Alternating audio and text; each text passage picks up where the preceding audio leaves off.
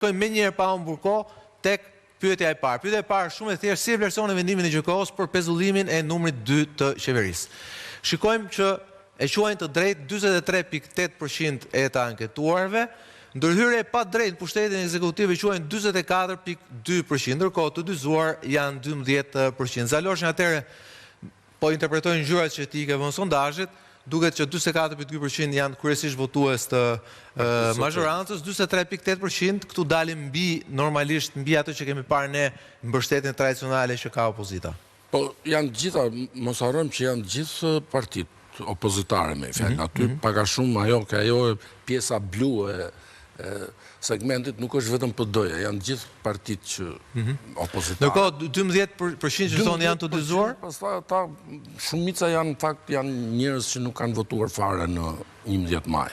Po duhet të theksoj një gjë për këtë pyetje, se mënyra se si është konstruktuar edhe pyetja dhe opsionet e përgjigje, kjo është një pyetje që është e fokusuar te funksioni i zënës kryeministit, jo të personi, sepse në 35 vjet ne kemi pas qeveri janë ndryshuar, ndërsa posti, ky si post, pra ne jemi fokusuar të posti, ky post do ngelet sa të kemi republikë parlamentare, ky post do jetë.